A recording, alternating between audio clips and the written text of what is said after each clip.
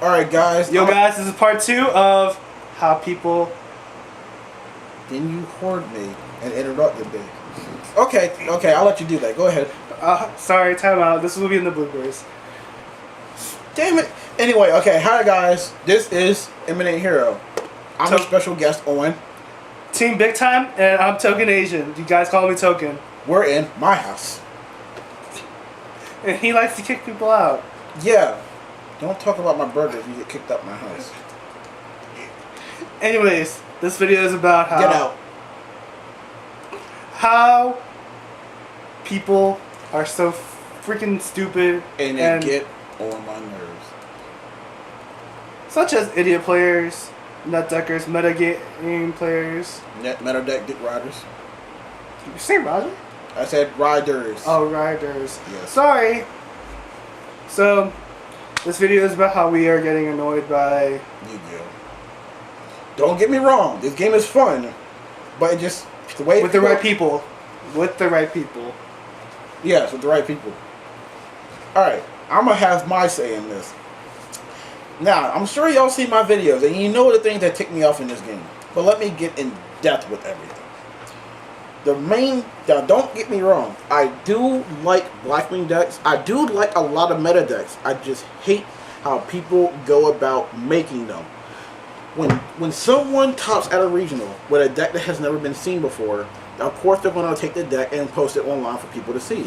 This is where the net deckers, the meta deck dick riders, come in.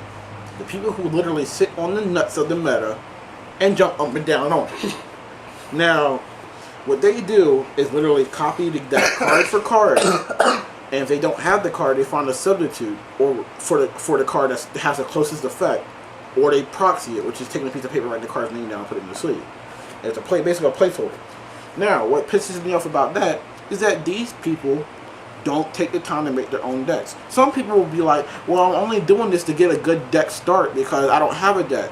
If you have the time to go get these expensive cards that are a part of the meta deck, then I'm sure you have the time to make your own deck by getting your own cards at half the cost. It's like going down to Burger King and getting a Whopper when you can go down to Taco Bell and get a taco for a cheaper filling price. Now, when people go about making their decks, why is it that the trap lineup is always the same? What? Mirror Force, Torrential Tribute, Call to Haunted, Prison, Bottomless Trap Hole, Solemn Warning, Solemn Judgment, Dark Brine, Starlight Road, and what other tracks do you see people use?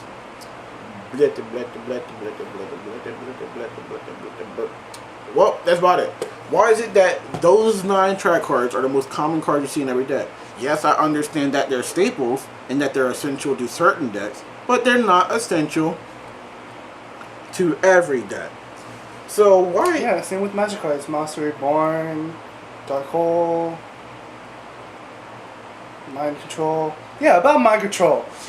Yeah. That has a lot too sense in it. Sorry, I'm gonna hear. Go on. Thank you. Now, Token brings up a good point. Mind Control. Does that have to be in every deck? Or can it simply be in some decks? But being that it is considered at times a staple,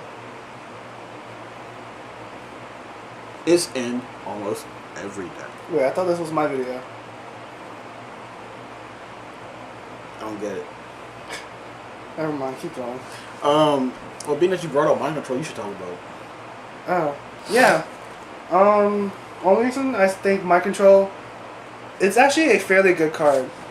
It really is. It's a replacement for Change of Hearts, Brain Control, Creature Swap, even though Creature Swap is equally as good. But Mind Control, you get that free +1. Army Adam, the guy that is at their locals. Yeah, he thinks everyone should have a Mind Control in his deck. I can disagree and agree with that. Yes, Mind Control is a good card, and there are some decks that you can't even put in, even because it's already good as it is, right? But if you want to be a special person, be that XYZ Exceed Monster or Synchro Summon, go for it.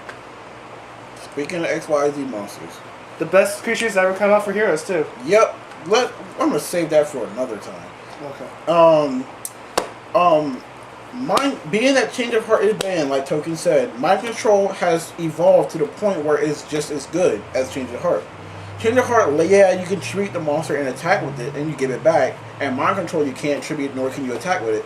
But now that people are using it like Change of Heart, to where the point they just want to synchro with their XYZ or use the monster's effects, you can say that the card ultimately evolved to replace Change of Heart, which is why it got limited to 1, because it's essentially being seen and used as the same way. Now, there's a deck, being that he said Mind Control, there's a deck I was thinking about last night. Well, and I was typing down all my ideas. I'm going to make a hero deck called Galaxy Hero. I'm not going to tell you what it is. All I'm going to tell you is that it doesn't use super polymerization, but the deck can actually fuse with my opponent's monsters without doing that. That's all I'm going to say. And the camera just rock and roll, so. Alright, any cards on your mind? Any cards in my mind. Such as stupid players want to stay with the freaking staples and roll along with everything else. Don't say it doesn't get me started, so just keep it. Just say something. Say something? Yeah, don't get me started on there. Yeah. Why does everybody have to run this, like, stick with, like, the meta? Like, example, Lightsworn. Six Sands got overused last ban list. I saw Infinities did pretty good. I thought that was pretty good. Yeah, the deck was good until it got out of hand. And people started, running it the same way. He summed it up mostly. Mr. Eminent Hero, the Rant Master, right here. Meta can go touch itself on his penis. If it had one. But for the meta players, underestimated card is AKA God Neos or Rainbow Neos. Yes, but Rainbow Neos is one of the best cards out there. It's one of the most pro warrior monsters in the game. 4500 beat stick, and it has a once per turn effect that could clear a field or clear a backfield. It's not destroying it, it's not removing it, it's just returning it safely to the deck. So the more cards you put on the field, the more you're actually limiting yourself because your hand size goes down. Yeah, so for all you players that want to be boss and go rock the Shien or Karkuris that summons so much, Rainbow Neos could take care of that. Yeah, you're staring down a big 4500. It's gonna put everything back in your deck. So. And mind you, this guy could make more than one. I can make 3 of them in 1 turn. So. And then your field is pretty much clean. So whatever's in your hand, all you're working with. Once E-Hero like Scurried Out comes out, the dark one, the one that's the fusion of any element here in the dark monster, I'm gonna put on Eradicator Epidemic Virus, something like that. So that way, once I would clean your field up, the last card I bring out is Scurried Out, and I'm going to use Deck Eradicator Virus on them. Or no, I'm going to use Deck Dev on them. So that way, your monsters are gone too. Anything that's 1500 or less. So you're pretty much working with anything you can keep instead of what's in your hand. And this guy uses every single virus card. Yep. I got targeted by Eradicator, Deck Dev. Actually, 2 Eradicators and a Deck Dev. So this guy couldn't. So for 3 turns, I couldn't do anything. Except for have monsters with more than 1500 attack. So no Whitestorm Legend, no spell cards, no trap cards for me. So I was locked down for a bit. And that's what my Rainbow Neos deck does. My Rainbow Neos deck, it uses a card that can make me summon 3 in 1 turn. I use each of them to return all your stuff back to your deck, so your field and graveyard is clean, and then whatever is in your hand is what you work with. Then I play a card that can put all my monsters down, so that way that changes. I ain't gonna say what it is. The card that brought them out doesn't kill them because they're face down, they're unidentified. So the next turn, when it comes up your turn, you better pull something out your butt, or I'm gonna flip them all over and put all your stuff back again and attack you again. Alright, and another good card, and it's now being used in the meta because of Zero. Super Polymerization. Yep. Okay, mind you, people, you cannot negate it. It clearly says you cannot chain anything onto this card. It clearly states that on the bottom line. This is what you call a spell speed 4. The mythical spell speed 4 made Yes, up by a players. mythical spell speed 4 made by players. A spell speed that can't be touched by anything. So, yeah, nothing. That's right. No warning, judgment, bribe, anything that is within that's nature polynosis. Nothing that negates. Nothing can be used in place in response to Super Poly. Super Poly is The best fusion card in this game. one of the best. One of the best. Next is Fusion Gate. Next is Fusion Gate because it can't be targeted Yeah. by Solid Void. But off that topic, Super Poly could get number of cards that are non-specific. Naming 2 up top of my head. 5-headed dragon. Yep. Any 5 dragons.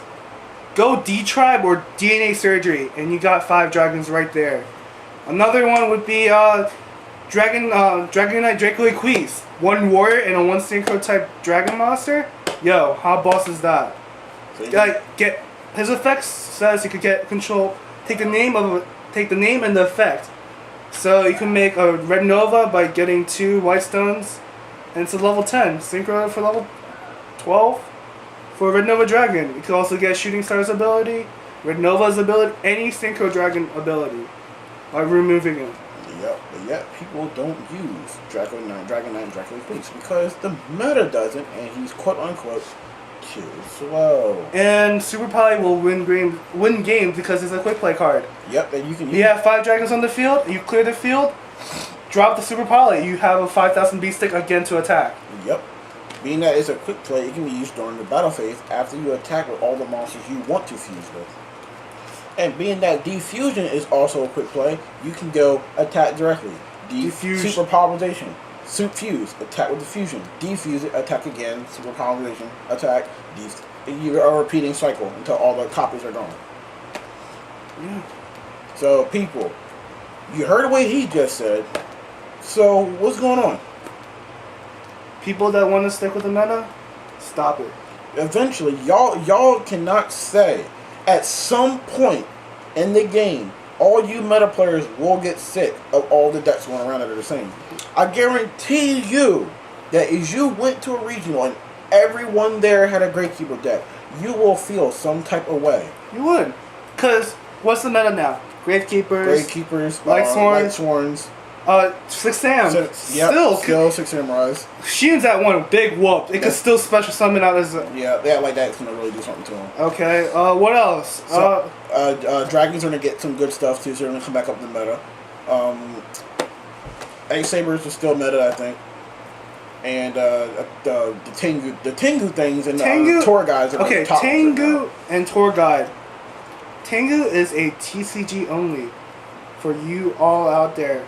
OCG players, I'm sorry, but Tengu is really boss over here. Yep. But it is too boss, man. It's being overused over here. But there's a new ruling out for the XYZs. Yeah, you can't get Tengu's effect. So, well, any monster that has the effect that's sent from the field to the graveyard or removed from the field, if they're using XYZ materials, they don't get their effects. Yeah, so no Dandelion either. Exactly. No, Dandelion says that this card is sent to the graveyard. It doesn't say where it has to be sent from. So if it's just sent there in general, then you do it. Really? Yeah, it just has to. Dandelion doesn't say it's sent from the field or sent from the hand. It just says it has to be put there. So long as it's put there, then you get it in front. So you can XYZ it and then Because it doesn't say what. Mine is Dandelion. Dandelion is still boss. Yeah. Because abuse it with Drill Warrior, Debris Dragon, even though it's at 1. Abuse it with the XYZs too. Yep. Yep, it definitely is.